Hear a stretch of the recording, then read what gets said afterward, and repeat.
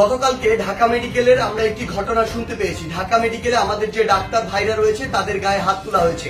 যে যারা হাত তুলেছে তারা কি অভিযোগ করেছে? তারা অভিযোগ করেছে সেখানে নাকি একজন যে পেশেন্ট মারা গিয়েছিল সেখানে ডক্টরদের গাফিলাতি ছিল, ওই ঢাকা মেডিকেলের গাফিলাতি ছিল।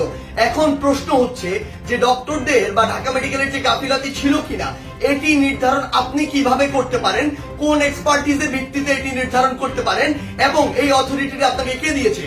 যদি কোনো গাফিলাতি থেকে থাকে, ডক্টরের হোক, প্রশাসনের হোক, কিংবা যে কারো হোক, কিংবা কর্তৃপক্ষের হোক, অবশ্যই তার বিচার হবে। তার বিচার একটি প্রক্রিয়াধীন প্রক্রিয়া হবে, একটি তদন্তের মাধ্যমে হবে। সেই অভিযোগটি আপনি বিএমডিসি তে করতে পারেন কিংবা সেই অভিযোগটি আপনি প্রশাসনের কাছে করতে পারেন। কিন্তু আপনার কি অভিজ্ঞতাটুকু রয়েছে, আপনার কি দক্ষতাটুকু রয়েছে যে একজন ডক্টর তার সাথে গাফিলতি করেছে কিনা সেটি যাচাই করার? আমাদের সবচেয়ে বড় এখন যে সমস্যাটি হয়ে গিয়েছে, আমরা এই বাঙালিরা অধিকাংশ ক্ষেত্রে অধিকাংশ বাঙালি নিজেদেরকে সব জায়গার দক্ষ মনে করি এবং সব জায়গায় নিজের ডাক বলাতে যাই।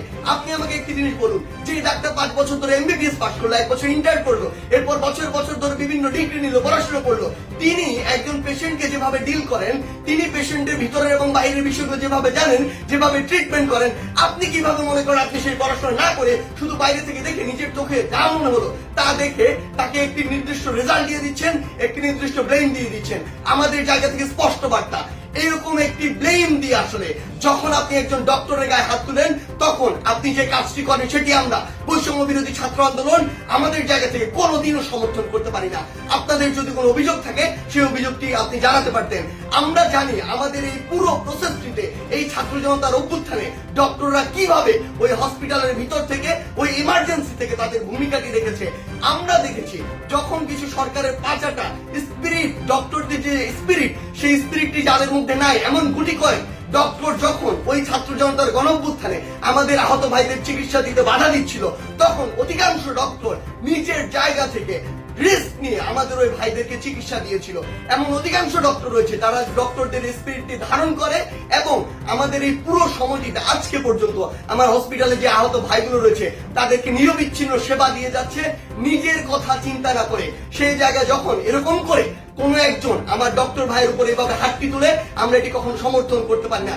আমাদের জায়গা থেকে একদম স্পষ্ট একটি বার্তা, সেটি হচ্ছে যে আমরা প্রশাসনকে, মাননীয় স্বাস্থ্য উপদেষ্টা, ডিজি হেলথ সহ সকলকে একটি বিষয় স্পষ্ট করে বলতে চাই, আমাদের যারা মেডিকেলের ভাইরা রয়েছে, ইন্টার্ন ডক্টররা রয়েছে, কিংবা হসপিটালের যে ডক্টর ভাইরা রয়েছে, তাদের সাথে আমরা এই জায়গাটিতে একাত্মতা ঘোষণা করছি। তাদের নিরাপত্তার সর্বোচ্চ ব্যবস্থা করতে হবে। তারা দিন রাত 24 ঘন্টা আমাদের জন্য কাজ করছে, অথচ কেউ একজন চাইলো আর একটা ব্লেম দিয়ে তাদের গায়ে এসে হাত দিয়ে দিল, এটি আমরা আমাদের জায়গা থেকে কখনো মানতে পারি না।